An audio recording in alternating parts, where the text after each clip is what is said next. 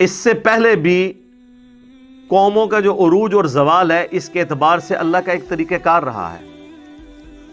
فسیروا فی الارض، تو چلو زمین میں، فانظروا، اور دیکھو، کیف کان عاقبۃ المکذبین، اللہ تعالیٰ نے حق جھٹلانے والوں کا کیا انجام کیا. ظاہر ہے کہ یہ عرب کے لوگ چونکہ تجارتی سفر پہ جب شام جایا کرتے تھے تو راستے میں ان کھنڈرات کو دیکھا کرتے تھے. ابھی بھی وہ عرب کے کئی کھنڈرات آثار قدیمہ کے طور پہ قوم عاد اور سمود کی جو تباہی کے مناظر ہیں وہ ابھی بھی موجود ہیں. ان کے بڑے بڑے گھر، محلات جو پہاڑ تراش کے وہ بناتے تھے. تو اللہ طرف مارا ہے کہ ذرا یہ قوموں کی تباہی کا منظر جو ہے نا تجارت کرتے ہوئے راستے میں دیکھا کرو کہ تم سے پہلے جن لوگوں نے اللہ کی نافرمانی کی، جو طاقت میں تم سے زیادہ تھے، اللہ نے ان کو تباہ و برباد کر دیا. تو تم کیا اپنے آپ کو سمجھتے ہو؟ تمہاری تو کوئی اوقات ہی نہیں ہے. ھذا بیان للناس، یہ ایک بیان ہے لوگوں کے لیے. وَھُدًى وَمَوْعِظَةٌ لِّلْمُتَّقِينَ، اور ہدایت ہے اور واضح و نصیحت ہے ان لوگوں کے لیے جو واقعی ڈر جائیں کہ انہیں ان کی مرضی کے بغیر جس رب نے پیدا کیا ہے اگر اس کی نافرمانی کریں گے تو وہ پھر چھوڑے گا نہیں. یعنی یہ قرآن کے بارے میں آ رہا ہے کہ قرآن وہ بیان ہے جو ساری انسانیت کے لیے ہے. یہاں پہ مسلمانوں کے لیے نہیں، پوری انسانیت کے لیے. ھذا بیان للناس، پوری انسانیت کے لیے یہ قرآن جو ہے وہ بیان ہے. وَھُدًى، وہ اور ہدایت ہے. وَمَوْعِظَةٌ لِّلْمُتَّقِينَ، اور واضح و نصیحت ہے ان لوگوں کے لیے جو واقعی ڈر جائیں کہ ہمیں مرنے کے بعد اپنے رب کے حضور پیش ہونا ہے. وَلَا تَهِنُوا، یہ بڑی اہم آیت آ رہی ہے، آج کے اعتبار سے بھی بہت اہم ہے. سورہ آل عمران کی آیت نمبر 139. وَلَا تَهِنُوا وَلَا تَحْزَنُوا، اور نہ ہمت ہارو اور نہ غم کھاؤ. وَأَنْتُمُ الْأَعْلَوْنَ إِن كُنتُم مُؤْمِنِينَ، تم ہی سر بلند رہو گے، تم ہی غالب رہو گے اگر تم واقعی مومن ہوئے. ویسے طویل خاص کے اعتبار سے تو یہ مسلمان جو تازہ زخم کھا چکے تھے ان کو تسلی دی گئی ہے، کوئی نہیں، آندہ تمہاری فتوحات پکی ہیں، لیکن تم نے اللہ کے تابع فرمان بن کے رہنا ہے. اور کیا ہے کہ ہمت دکھانی ہے اور غم نہیں کھانا، اور تم ہی غالب ہوگے اگر تمہارا ایمان سچا ہوا. بس اس کو اب الٹ کر لیں، ہمت نہیں دکھاؤ گے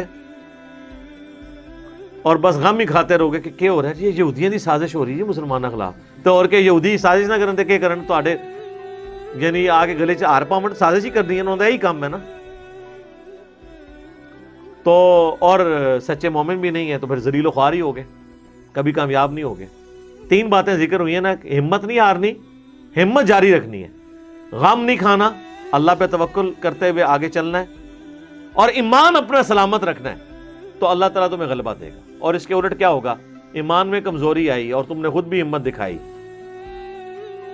اور بس غم ہی بیٹھ کے کھاتے رہے اور پریکٹیکلی کوئی کام نہ کیا تو پھر تباہ و برباد بھی ہو جاؤ گے، جو آج نظر آ رہا ہے. صحیح مسلم میں حدیث ہے، حضرت عمر کہتے ہیں کہ میں نے نبی الاسلام کو خود ممبر پہ یہ بات فرماتے ہوئے سنی تھی کہ اللہ تعالیٰ اس کتاب کی وجہ سے قوموں کو عروج دے گا اور اس کتاب کی وجہ سے قوموں کو ذلیل کر دے گا. اسی کو ڈاکٹر اقبال نے صحیح مسلم کی اس حدیث کو شعر کی شکل میں کہا ہے نا، جواب شکوہ میں. وہ زمانے میں معزز تھے مسلمان ہو کر اور تم خوار ہوئے تارک قرآن ہو کر. یعنی صحابہ کو، اہل بیت کو اللہ نے جو شانیں دی تھیں کہ پوری دنیا انہوں نے تلپٹ کر دی، کس وجہ سے؟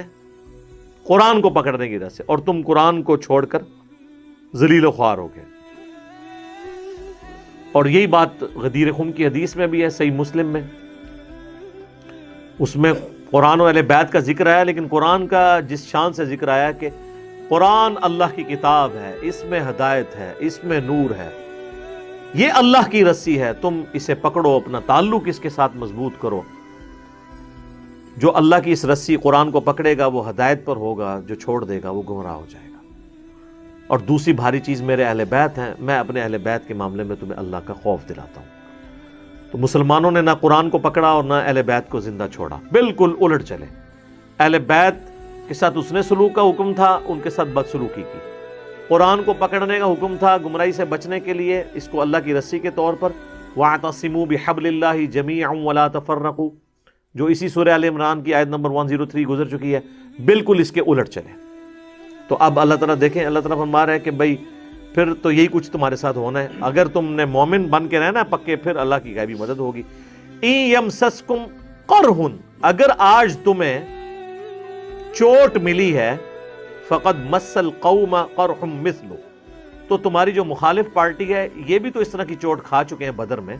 آج اگر تمہیں احد کے اندر تکلیف پہنچی ہے تو بدر کے اندر ان کے ساتھ بھی یہی کچھ ہوا تھا. آج اگر مدینے کے کوئی گھر نہیں بچا جس میں کوئی میت نہ ہو، تو اس وقت مکے کا کوئی گھر نہیں بچا تھا جس کے اندر کوئی میت نہ ہو. وَتِلْكَ الْأَيَّامُ نُدَاوِلُهَا بَيْنَ النَّاسِ، یہ تو دن ہیں جو ہم لوگوں کے درمیان پھیرتے رہتے ہیں، کبھی کسی کا پلڑا اونچا، کبھی کسی کا پلڑا اونچا. سر یہ بڑا یونیورسل ٹروتھ ہے قرآن میں جو بیان ہوا ہے. یہاں پہ بھی آپ دیکھ لیں، کوئی پولیٹیکل لیڈر ہے، کوئی ڈکٹیٹر ہے، وہ سمجھتا ہے کہ پتہ نہیں میں دنیا میں مجھ سے پہلے تو کبھی کوئی اس طرح کا انسان آیا نہیں ہے. لیکن دن کیسے پھرتے ہیں.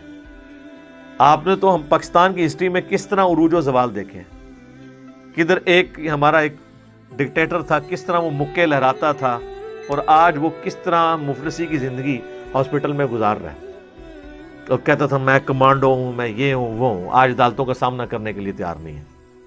آپ پرانی چیزیں تکبر سے بھری ہوئی وہ تقریریں دیکھیں، اور اب وہ شکل دیکھیں، شکل بھی بگڑ گئی ہوئی ہے. ٹھیک ہے جی، ہاتھ کانپ رہے ہیں، جسم کانپ رہا ہے. انسان میں طاقت ہمیشہ تو رہتی نہیں ہے. تو انسان کیا ہے؟ اللہ طرف ہمارا ہے. یہ ایام ہم لوگوں میں بدلتے رہتے ہیں. وَلِيَعْلَمَ اللَّهُ الَّذِينَ آمَنُوا، تاکہ اللہ تعالیٰ جانچے کون ہے پکے ایمان والے.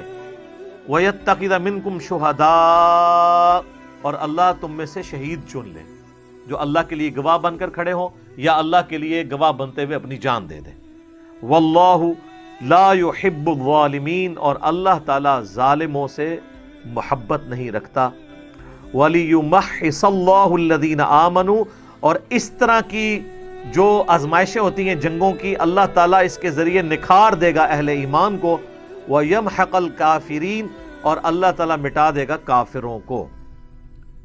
تو یعنی اب وہ غزوہ احد کے اندر جو کچھ نقصان پہنچا، تو اللہ تعالیٰ پہلے اس اعتبار سے تسلی دے رہا ہے کہ اس طرح کے نقصانات تمہارے مخالفین کو بھی ہوئے ہیں، یہ آزمائش ہے. اب یہ نہیں کہ بالکل ہی ہمت ہار کے اس اعتبار سے بیٹھ جاؤ.